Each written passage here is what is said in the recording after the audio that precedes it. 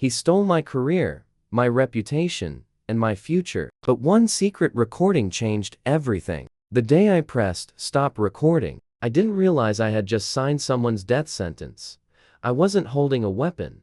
I didn't threaten him. I didn't touch him. All I did was tell the truth. But 6 months later, he was dead. And to this day, I still don't know if I was the victim or the villain. Let me take you back 10 years earlier. I worked for one of the biggest technology companies in the world. I won't name it, but if you've ever used enterprise software, there's a good chance you've indirectly used something we supported. My job was software support, which sounds boring, but in reality, it meant being responsible for systems that companies depended on to survive. If those systems went down, millions of dollars could vanish in hours. When I joined the team, I was 29, new to tech. Not inexperienced, but new to this company. And in this team of about 30 engineers scattered across the globe, there was one name. Everyone spoke with almost mythical respect: Shane. People didn't just respect Shane, they relied on him. He'd been with the company for nearly 40 years. 40 years. He wasn't just an employee. He was an institution. People called him the guru, the guy you went to when no one else could help you, the guy who always knew the answer, the guy who had seen everything at first. I admired him, honestly. I wanted to be like him. When I ran into difficult issues, Shane would help. He didn't always sound friendly, he wasn't warm, but he was effective. And in tech, effectiveness is everything. Over time, I became close friends with another senior member of the team. Her name was Mel. Mel was brilliant, sharp, experienced, calm under pressure. She lived in the US, while I was based in the UK. We'd talk almost daily, sometimes about work, sometimes about life.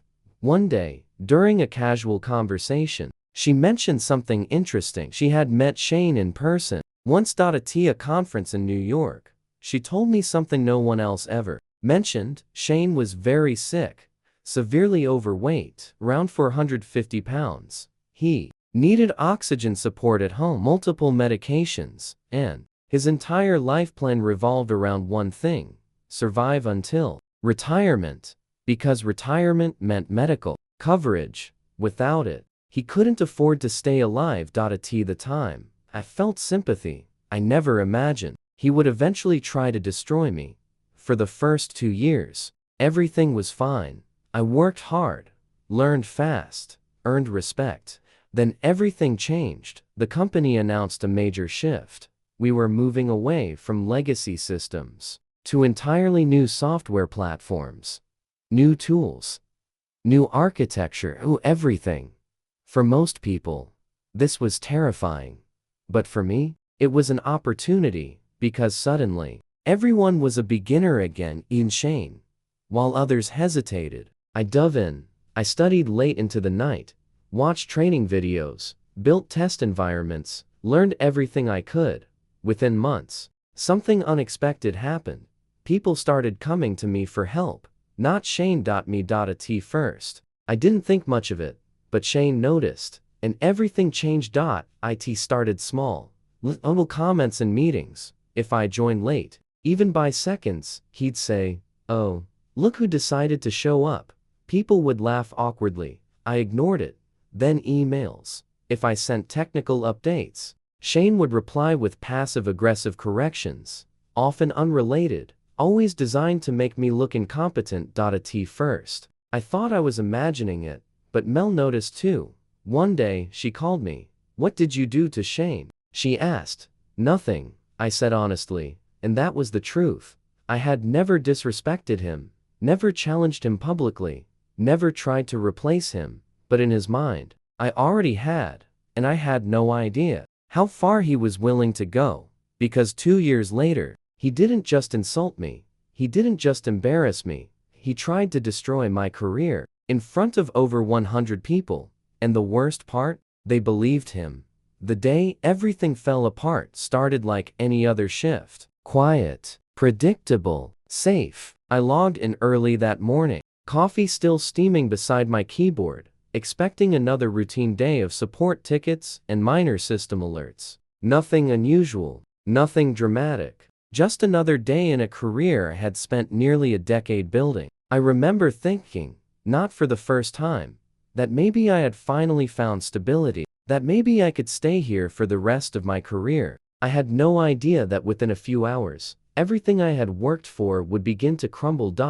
It started with a priority alert, then another, then 5 more. Within minutes, our internal messaging system exploded with activity. A major client system had gone down, not just one component, the entire production environment. These were the kinds of outages companies feared, the kind that triggered financial penalties written into contracts, the kind that could cost millions per hour. I could feel my heartbeat quicken as the incident channel filled with engineers, managers, and executives joining from across the world. Everyone talking at once, everyone trying to understand what was happening. Our incident manager quickly took control and began assigning teams. Different engineers were assigned to different parts of the system to investigate possible causes. Then my name was called, and immediately after, Shane. Work with him on the application layer. My stomach tightened. I hadn't worked alone with Shane in a long time. Our interactions had mostly been limited to meetings and passive-aggressive emails. But this was different. This was direct collaboration, one-on-one, under pressure. I joined the private call. His microphone connected a few seconds later. Silence hung between us for a moment. "Well," he said finally, his voice calm but cold. "Let's see what you've got." There was something in his tone, something condescending, like he was already expecting me to fail.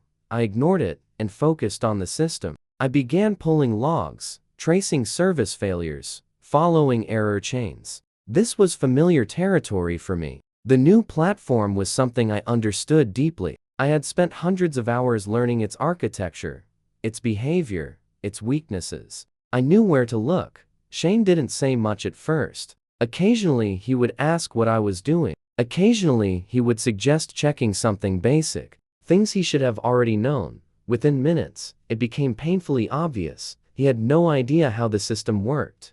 Not just minor gaps, not small misunderstandings, fundamental ignorance. Every time I mentioned a component, he hesitated. Every time I asked him to verify something, he needed step-by-step instructions. I found myself explaining basic concepts, showing him where logs were stored, explaining how services interacted.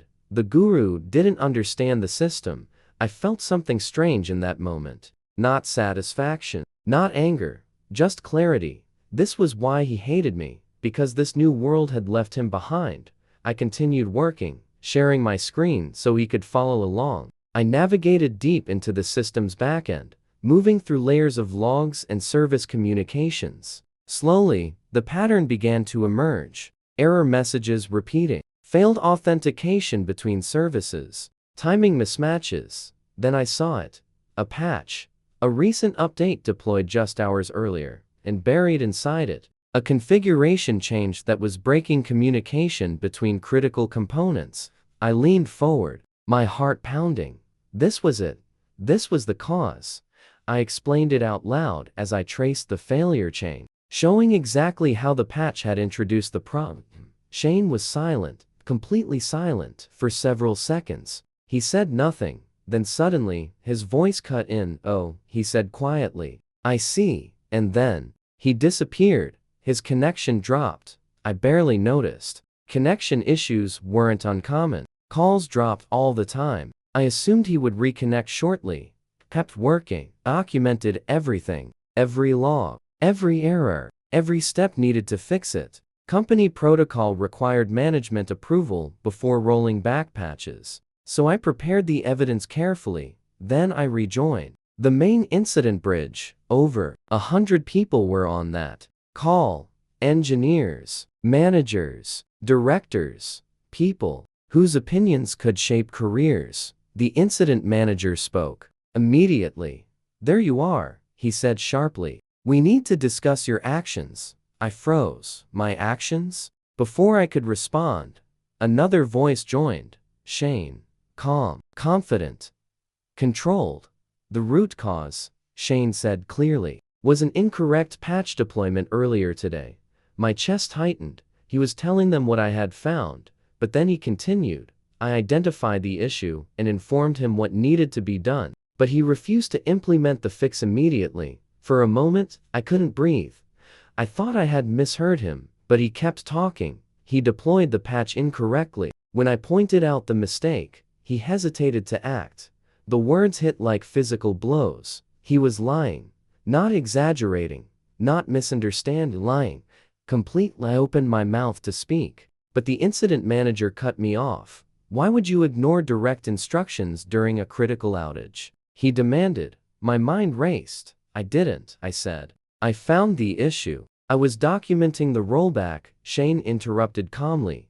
I already explained the rollback process to him. His voice was steady, convincing, authoritative. Decades of reputation behind every word. I felt invisible, powerless, like reality itself had been rewritten. I tried to defend myself, tried to explain, but it didn't matter. Shane wasn't just another engineer. He was a legend in their eyes. A man who had saved countless systems over decades, and I was just another employee. Young, placeable, proven. The call ended shortly after the rollback was approved. The system recovered. The crisis was over. But for me, the damage had just begun. Later that day, I was called into a private meeting with my manager and HR. Their expressions were serious, disappointed. They told me that my actions during the incident had been concerning, that my hesitation had put the company at risk, that my judgment had been questioned. I tried to explain again, tried to tell them the truth, but Shane's version had already taken root. His reputation outweighed my words. In the end, they issued me a formal verbal warning, a permanent mark on my record. Meanwhile, Shane was praised publicly, commended for identifying the issue, for guiding the resolution, for protecting the company. I sat there after the meeting ended, staring at my screen, numb. 10 years of hard work, 10 years of loyalty, 10 years of building trust, and in a single conversation, he had nearly destroyed it all. That night, I couldn't sleep, kept replaying the moment in my head, his voice, his lie, the calm confidence with which he had erased the truth. I didn't understand why, not fully, not yet, but the answer came sooner than I expected, because the next day, Mel called me, and what she told me changed everything. I knew something was wrong the moment I saw Mel's name appear on my screen. She wasn't someone who called without a reason. She preferred messaging, efficient, direct, professional. Calls meant something serious. I answered immediately, trying to sound calm, even though the events of the past 24 hours were still tearing through my mind. Her voice was quiet when she spoke, not nervous, not panicked, just heavy. I need to tell you something, she said. There was a pause, the kind that only exists when someone is deciding whether to release a truth that can't be taken back. I spoke to Shane, jaw tightened instantly, and I asked. Another pause. He's proud of what he did. For a moment, I didn't understand the words. My brain processed them, but they didn't make sense. Proud of lying, proud of sabotaging me, Mel continued. He called me yesterday after the incident. He was laughing. I felt something cold spread through my chest. He said he finally put you in your place. The words hit harder than anything else had so far. Not the discipline, not the humiliation, not the damage to my reputation. This wasn't about misunderstanding. This wasn't about panic or confusion during a crisis. This was intentional, deliberate, calculated. I didn't say anything. I couldn't. My hands were clenched so tightly that my fingers hurt. Mel kept going. I asked him why he would say those things about you, why he would lie like that. And he said, she hesitated. He said you needed to learn respect. Respect. The word echoed in my mind like a gunshot. Mel's voice dropped lower. He said you were getting too comfortable, acting like you were the expert, acting like you mattered more than the people who had been here for decades. I felt sick, not because I had done those things, but because he believed I had. Because in his mind, my effort, my learning, my growth, was an attack. Mel exhaled slowly. I'm sorry, she said. I didn't know he felt that way. Neither did I, but now everything made sense. Every passive-aggressive comment, every public criticism, every attempt to undermine me. It wasn't random. It wasn't personality conflict. It was fear. He was afraid of becoming obsolete, and I was the evidence that it was already happening. After the call ended, I sat alone in my apartment. The silence was overwhelming. My mind replayed every interaction I had ever had with Shane, every moment of respect I had shown him, every time I had trusted him. It had all been meaningless. He hadn't seen me as a colleague. He had seen me as a threat. For the first time since joining the company, I felt something dangerous begin to form inside me. Not anger, not exactly, something colder, something sharper, clarity. I realized something in that moment. People like Shane didn't lose power gracefully. They protected it at any cost, even if it meant destroying someone else. And he had almost succeeded. My career had survived. Barely, but the damage was real. The verbal warning was now part of my record. Management would remember that incident. It would follow me, quietly, invisibly, and Shane walked away as the hero, celebrated, respected, untouchable. Unless the truth came out. The idea came to me slowly at first. Not fully formed. Just a possibility. A dangerous possibility. I needed proof. Not accusations. Not arguments. Proof. Something undeniable. Something that couldn't be dismissed or ignored. But Shane wasn't stupid. He had survived in corporate environments for 40 years. He knew how to protect himself. He knew how to lie safely. He knew how to manipulate perception. He would never confess openly unless he believed he was safe. Unless he believed there were no consequences. That's when I remembered something Mel had said. Skype showed when calls were being recorded. A notification appeared. A warning, which meant he would never confess while being recorded, unless he thought the recording had stopped. The plan formed completely in my mind. In that instant, I didn't hesitate. I opened Skype and stared at his name, Shane, active, online. I felt my heart begin to pound. This was it, the point of no return. I typed slowly, "Hey Shane, do you have a few minutes to talk?" 3 dots appeared almost immediately. Then his reply, "Sure." The smiley face made my stomach turn. I clicked the call button. It rang once, twice. Then he answered. His voice was calm, relaxed, confident. "Hey," he said. I didn't waste time. I activated Skype's built-in recording feature. A notification appeared on both our screens. "This call is now being recorded." I spoke carefully. "Wanted to talk about the incident." His tone shifted. Instantly, concerned. "Professional, yes," he said. "That was unfortunate." I continued. "I feel like you misrepresented what happened." He paused, just briefly, then replied smoothly, "I'm sorry you feel that way." Feel? That didn't happen.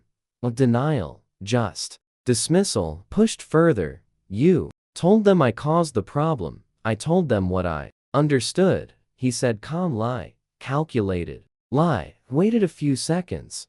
Then I said it. "I think you lied to protect yourself." Silence. Heavy silence. But he didn't break. "I think you're under a lot of stress," he replied carefully, still protecting himself, still aware of the recording, still safe, exactly as I expected. This was the moment. I moved my cursor slowly, hovered over the recording indicator, and clicked stop. The notification disappeared. The recording had ended, or at least, that's what he believed. I let a few seconds pass, then I spoke again, quietly. "It's off now," I said. "You don't have to pretend." There was silence, longer this time, long enough for doubt to creep in, long enough for him to believe he was safe. And then, he laughed. Not loudly, not nervously, confidently, arrogantly. And in that moment, he finally told the truth. His laugh wasn't nervous. It wasn't uncertain. It was relaxed, relieved, like a man who had been holding his breath and could finally exhale. For a few seconds, he didn't say anything else. I stayed silent too, barely breathing, afraid that even the sound of my voice might break whatever invisible wall had just come down. Then he spoke. "You're smarter than I thought," he said. There was no denial now, no careful wording, no corporate politeness, just honesty, raw and unfiltered. "But not smart enough," he added. I felt my pulse hammering in my ears. "You really think they were going to believe you over me?" He continued. "After everything I've done for this company?" Every word was calm, controlled, certain. This wasn't a man defending himself. This was a man explaining reality, his reality. "I'd been here longer than most of those managers have been alive," he said. "I built half the systems they rely on. My name means something." I didn't interrupt him. I let him talk. Let him dig deeper. "You came in," he continued, "and suddenly everyone's looking at you, asking you questions, acting like you're the expert." There was something bitter in his voice now. "You didn't earn that." The words stung. But I stayed quiet. "I spent 40 years becoming the person they trust," he said. 40 years. And you think you can just walk in and take that away? There it was. The truth. Not about the incident. Not about the patch. But about fear. Fear of becoming irrelevant. Fear of being replaced. Fear of being forgotten. "You needed to understand your place," he said. My hands were shaking slightly now, but not from fear, from adrenaline, from the knowledge that every word he was saying was being captured, because he didn't know the truth. He didn't know that while Skype's recording had stopped, OBS was still recording everything, silently, perfectly, permanently. "You embarrassed yourself," he continued. "You made it easy." He paused, then added casually, "Honestly, you should be thanking me. This will teach you how things really work." Something inside me snapped. Not loudly, not violently, just quietly, cleanly. I spoke for the first time since he started confessing. "You lied." I said. "Yes," he replied immediately. No hesitation, no shame. Just fact. "And I do it again." The words hung in the air between us. Cold. Final. I leaned back in my chair, staring at my screen, staring at his name, realizing that this man, this person I had respected for years, felt absolutely justified in destroying me. "You're not special," he continued. "You're just temporary. People like you come and go. People like me stay." I almost laughed at the irony, because he had no idea how wrong he was. He continued talking, more relaxed now than I had ever heard him before. 2 years away from retirement," he said. 2 years. I'm not going to waste my time learning all this new garbage. I don't need to." His voice hardened slightly. "I just need to survive until then." Survive. That word stuck with me, because now I understood everything. This wasn't about ego. This was about survival. His health, his insurance, his retirement. Everything depended on him keeping his position, and I was a threat to that. Not because I attacked him, but because I proved he was replaceable.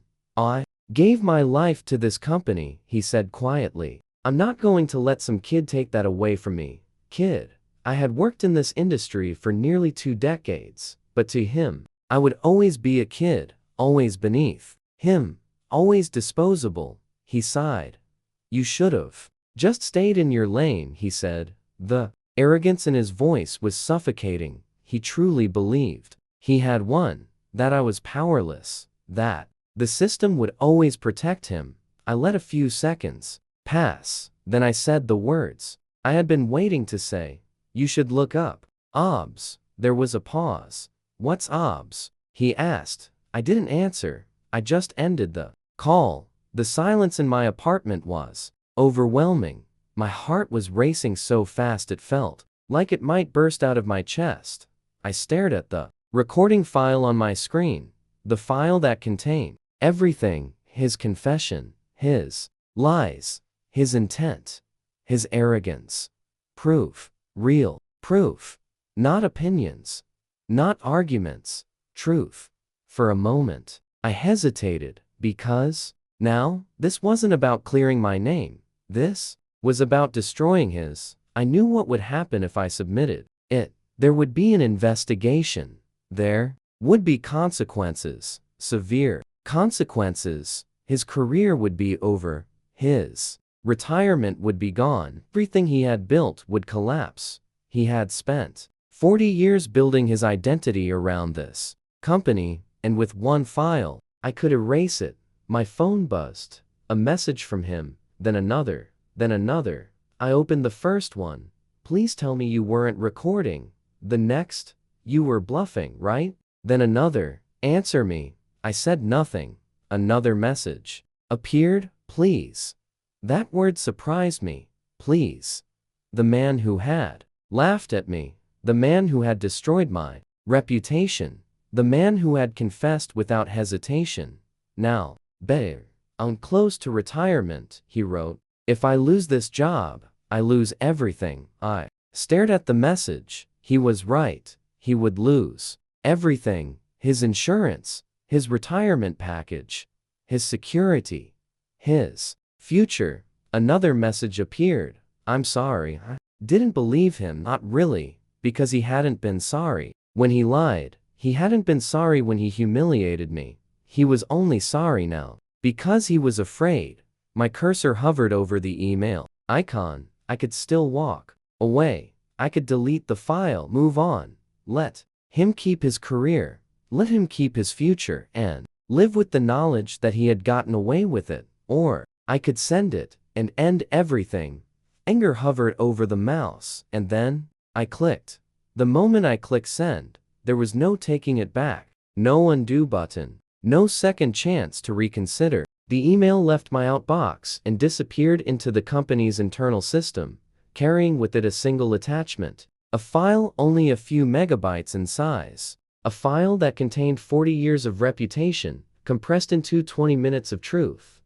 I sat there staring at the screen long after it was gone, my reflection faintly visible in the dark monitor. My heart was still racing, but beneath it was something else. Not relief. Not satisfaction. Just finality. Like closing a door that could never be opened again. I didn't hear anything for 2 days. No messages. No calls. Nothing from management. Nothing from nothing from Shane. The silence was unbearable.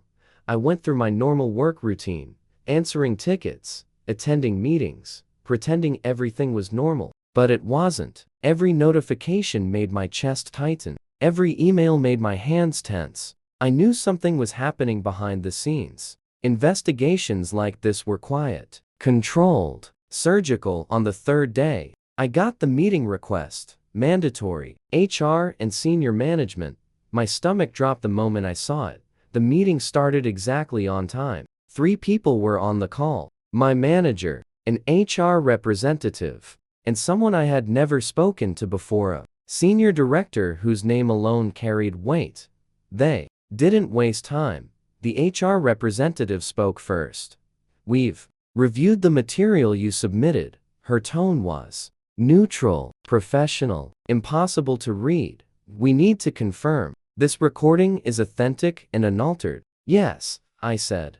My voice sounded distant, even to myself. She nodded slightly. The contents are concerning. That word, concerning, such a small word for something so devastating. The director spoke next. You did the right thing by bringing this forward. Relief washed over me so suddenly, it almost made me dizzy. He continued. This behavior is a serious violation of company ethics and trust. Trust. The very thing Shane had destroyed. My manager spoke last. You're not in trouble, he said. Your record will be corrected. The previous disciplinary action will be removed. Removed. Just like that. The stain on my career erased. Not because of luck, because of truth. The investigation moved quickly after that. Shane was suspended almost immediately, his access revoked, his accounts locked, his name disappearing quietly from internal systems. No announcement. No explanation. Just gone. A week later, it was over. He was terminated. 40 years ended with a single decision. Mel called me that night. They fired him. She said quietly. I didn't respond right away. They didn't let him retire, she added. That part hit differently. Retirement would have allowed him to keep his benefits. Termination didn't. He begged them, she said. He told them he needed the medical coverage. Medical coverage, the thing that was keeping him alive. I didn't know what to say. Mel continued. He's in bad shape, she said. Worse than people realized. After that, life moved on. At least on the surface. My career recovered. Slowly. Completely. The verbal warning disappeared from my record. My reputation healed. People trusted me again. Some even respected me more. But something inside me had changed. I couldn't forget his messages. The begging. The fear. The realization that he knew what was coming. 6 months passed. Winter came. Then one evening, Mel called me again. I knew immediately. Her voice was softer than I had ever heard it before. He's gone, she said. Gone. I didn't need clarification. He died this morning. The words settled heavily into my chest. His health had declined rapidly after losing his job. Without insurance, his treatments had stopped. Without treatments, his body had failed him. Just like that, he was gone. 40 years of experience, 40 years of loyalty, 40 years of identity, gone. And all because of one record. I didn't know how to feel. Part of me remembered the anger, the betrayal, the humiliation, the way he had tried to destroy everything I had worked for. But another part of me remembered his last messages. Please, I'm close to retirement. I'll lose everything. And he had everything. For weeks, I replayed it all in my mind. The incident, the lie, the confession, the recording, the decision, the consequences. I asked myself the same question over and over. Did I kill him? Logically, I knew the answer was no. I didn't lie. I didn't manipulate. I didn't sabotage him. I only told the truth. He made his choices. He told his lies. He created his fate. But truth can be a weapon. And I had used it. Even now, years later, I still work at the same company. New people join all the time. Young, eager, ambitious. Sometimes they ask me for help. Sometimes they make mistakes. Sometimes they remind me of myself. And every single time, I choose kindness. Because I know how fragile careers can be. How fragile reputations can be. How fragile people can be. Never tell them this story, not fully the way it really happened. Because this isn't a story about revenge. It's not a story about justice. It's a story about consequence. About what happens when fear turns into cruelty. About what happens when truth arrives too late to save anyone. I kept the recording. I don't listen to it. I don't need to. I remember his laugh. His confidence. His certainty that he was untouchable. He was wrong. In the end, he didn't lose to me. He lost to time. Change. The one thing no one can escape. And sometimes, late at night, I still wonder what would have happened if I had just deleted the file.